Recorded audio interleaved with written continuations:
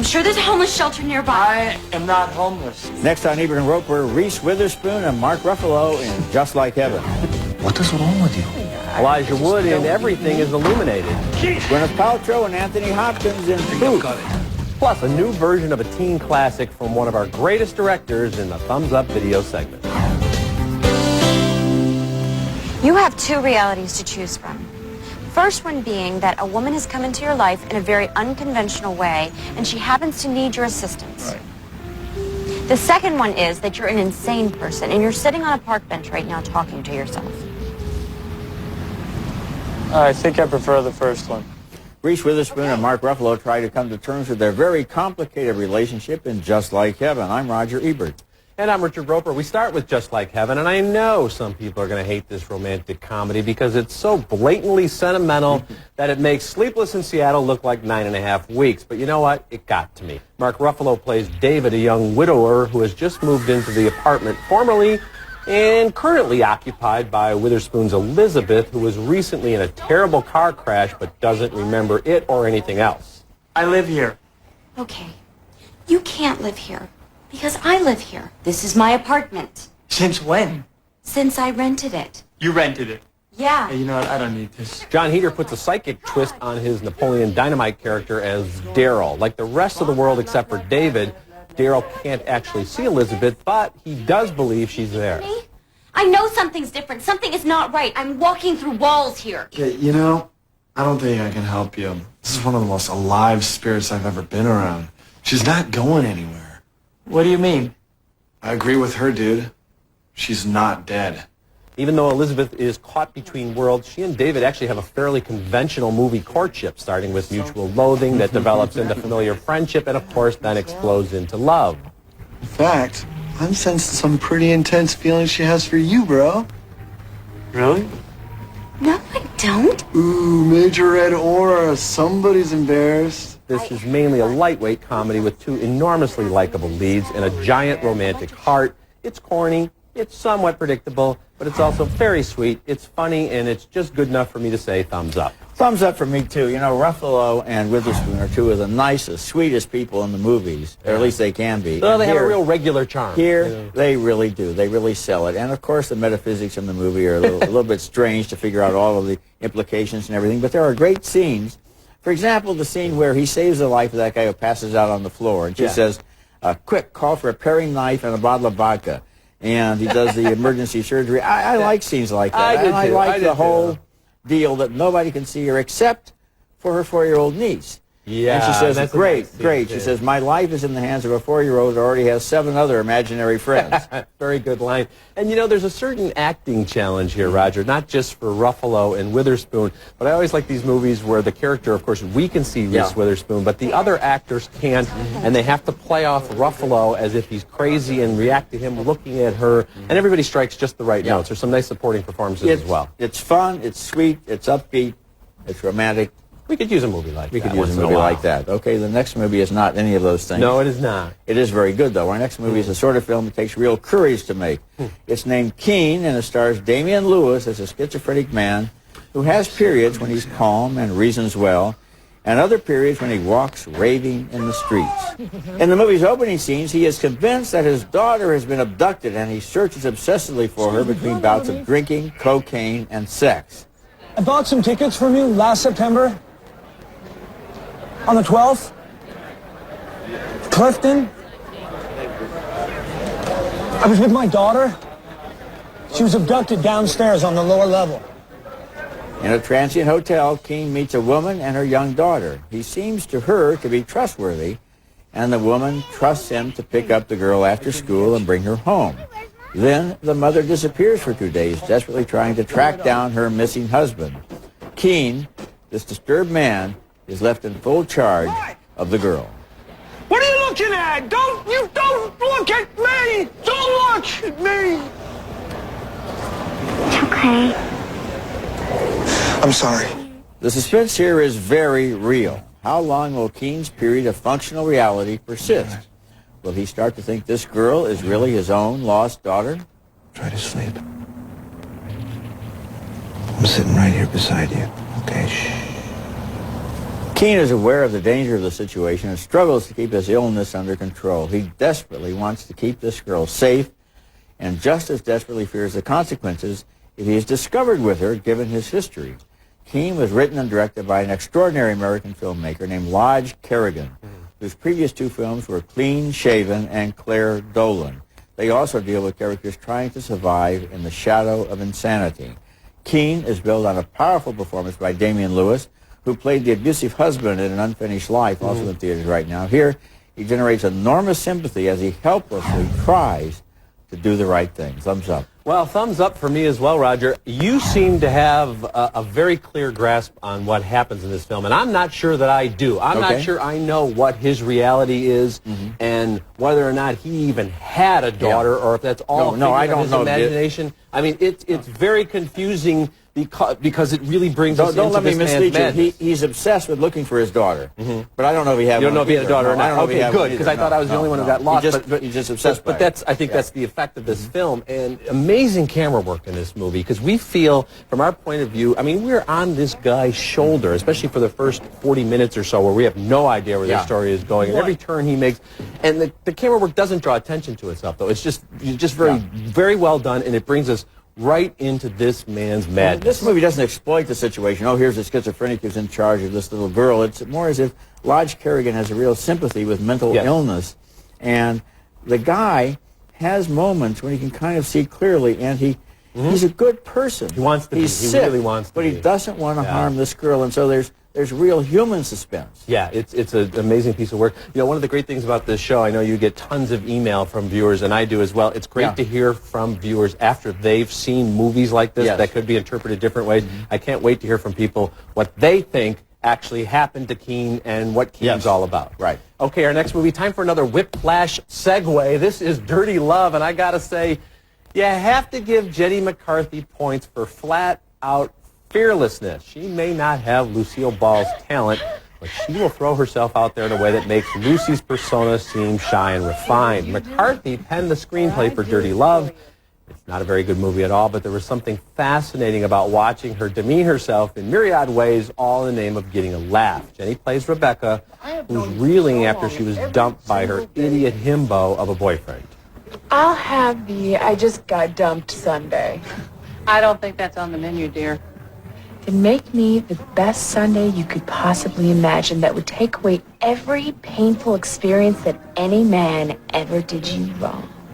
They may have to invent a whole new category in the Razzies for Carmen Electra's jaw-droppingly awful performance as Rebecca's best friend. Is there someplace cool that you recommend? You know, I was thinking maybe you could take it to the Tantra Grill around 8 o'clock. Don't be late, because I'll beat your ass. Dirty Love is directed with zero style by John Asher, McCarthy's now estranged husband. The lowlights are many. Dirty Love is one of the worst movies of the year, but it's terrible in kind of a more interesting way than lazy, forgettable junk such as The Dukes of Hazzard and The Underclassmen. I do think that someday Jenny McCarthy could actually pull off a compelling performance if somebody like Tarantino or the Farrelly brothers created the right role for her. This ain't that movie. You may be right, because she is fearless. As I was looking at this movie and saw her in the middle of a supermarket, seated in an enormous lake of menstrual blood, I was wondering exactly who thought that was funny. And then I realized she wrote the movie and her husband directed it. She needs to find herself a new screenwriter and a new director. This movie is pathetic. Yeah. And watching it, it was like watching a train crash. Everything that could go wrong went wrong. The performances are awful. The dialogue is unbelievably awkward. Just the competence of the movie is in question many times. And yet, she's out there. You're right about that. She's out there. But she's out there, and she needs somebody to be out there with her who knows what they're doing. Who could be her friend, yes. Okay, coming up, Nicolas Cage stars in Lord of War.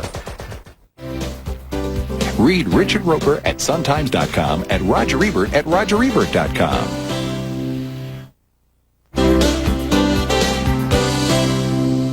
There are two movies in theaters right now that got 2 thumbs up on previous shows. First, Proof, with Gwyneth Paltrow as the daughter of a genius math professor played by Anthony Hopkins. Crazy people don't sit around wondering if they're nuts.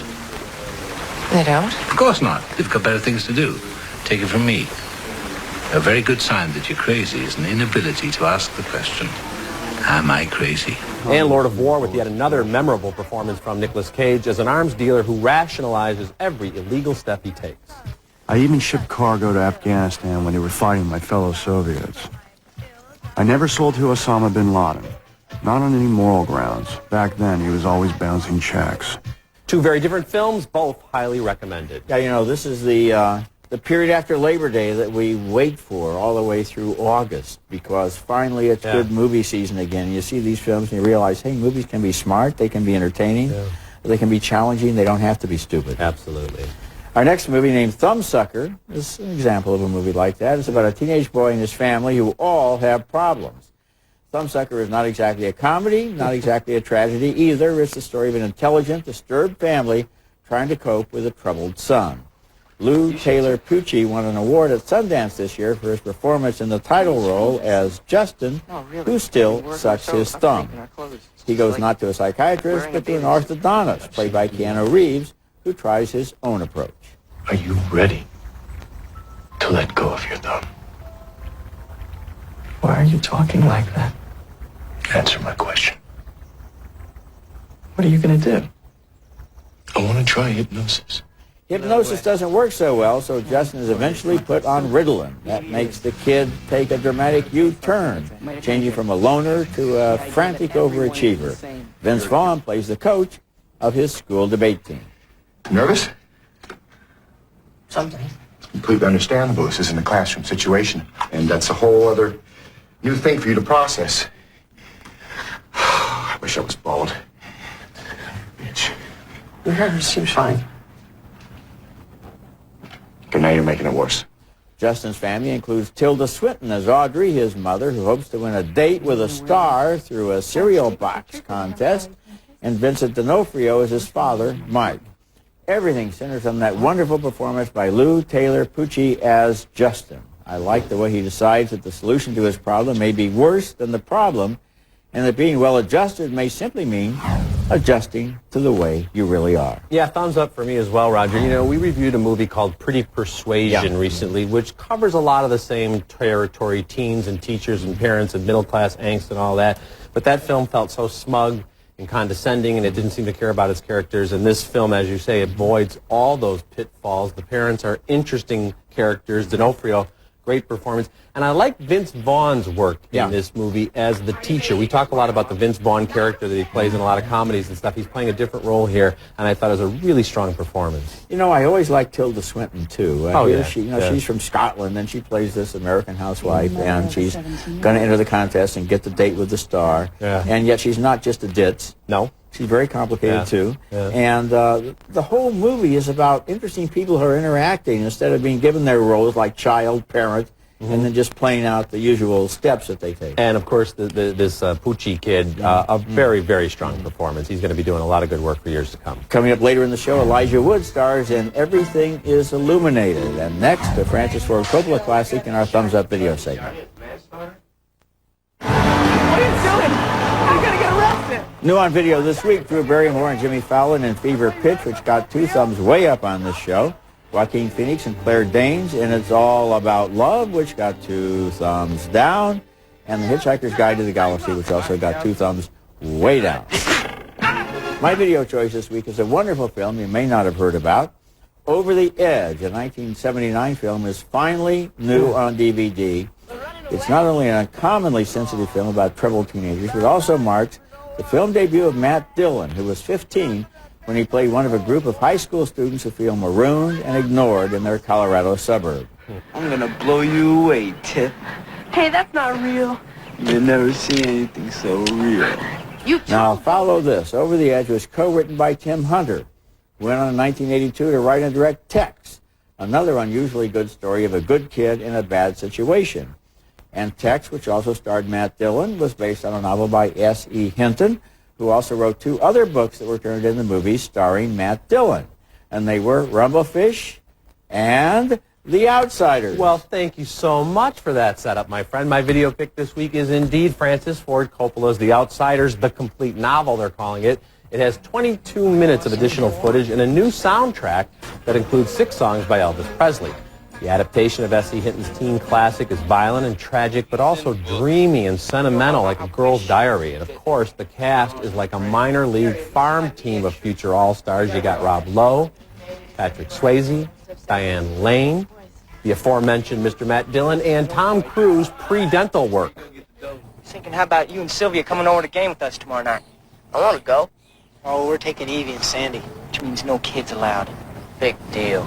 The second disc has some of the best extras of any DVD this year, including commentary from the stars, scenes of casting of the film, including some familiar faces who didn't make the cut, a look back at the making of the film, and some of the stars today reading from Hinton's timeless book. And you know, Roger, I also have to mention Born into Brothels, last year's Academy Award winner for Best Documentary. You cannot watch this film and not be moved by it. That's also new on DVD. Over the Edge, The Outsiders, and Born into Brothels will all be in stores on Tuesday. I'm not a writer. I mean, I write, but more of a collector, really. And what do you collect? Things. Family things. Elijah Wood is a strange little man who dresses like a junior G-man and journeys to the Ukraine in search of family secrets in Everything is Illuminated. Actor Liev Schreiber wrote the screenplay. It's based on Jonathan Safran Foer's best-selling novel. Schreiber also makes his directorial debut, and he shows a fine touch for blending absurdist comedy with some deeply serious revelations tied to the Holocaust. Wood plays a fictionalized, I guess, Jonathan Foer, a collectaholic who saves just about everything imaginable in Ziploc bags.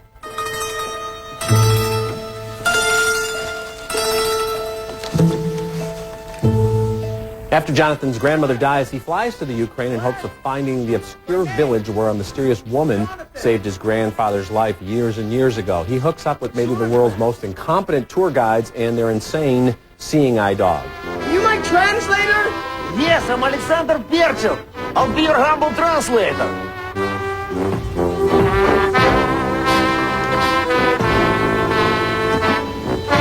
I implore you to forgive my speaking of English, Jonathan, as I'm not so premium with it. That's the European punk rocker Eugene Hutt, sounding kind of like a cousin of the old Wild and Crazy Guys played by Steve Martin and Dan Aykroyd on Saturday Night Live. I'd say the first two-thirds or so of Everything is Illuminated is almost a pure ironic comedy, but the story takes a hard turn into Holocaust drama in that last act. As a comedy, Everything is Illuminated is kind of hit and miss, but as a whimsical and at times very poignant look at family secrets and family ties, it's effective, it's moving, thumbs up. Marginal thumbs up for me. You know, Liev Schreiber is a guy who takes chances. I remember him as Laertes in that Ethan Hawke Hamlet, and it's been a lot of as a director who began as an actor here. He has a real idea about what kind of movie he wants to make. He's not just taking the credit because he thinks it would be fun. He has a look and a feel and a mood to this film that is interesting.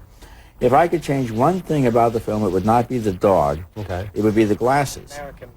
Those big glasses that he wears, little and older, are so distracting and such an affectation that it kept getting between me and I gotta Elijah say, Wood. you are absolutely right. I knew there was something a little bit off-putting about the performance, and maybe it's not the performance, it's just the wardrobe. You don't need that when you have such good source material and such talented actors. You don't need, hey, let's wear these glasses that just draw attention to themselves. It's funny, were a little but bit true. over the top. But apart from that, I mean, in general, yes, it is a good film. Okay, we'll be back to recap this week's show right after this.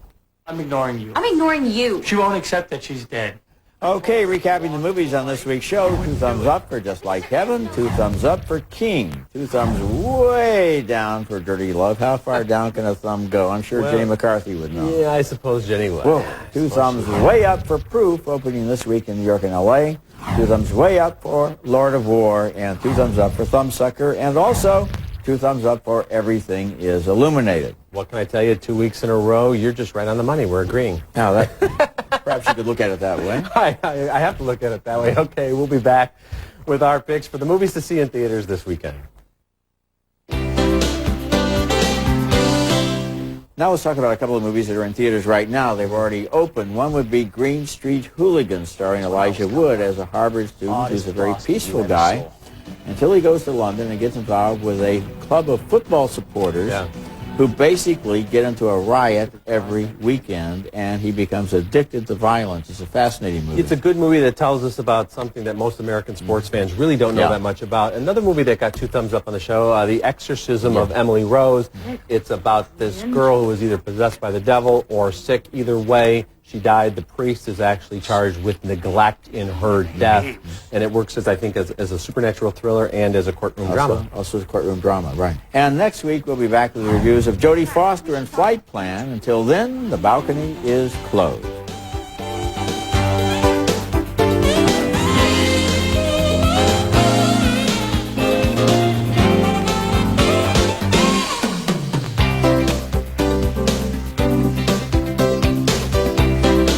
Messes seem smaller with the Libman Wonder Mop. Large and absorbent, quick-drying strips. And thanks to the unique wringer sleeve, your hands never touch water. Libman, family made since 1896.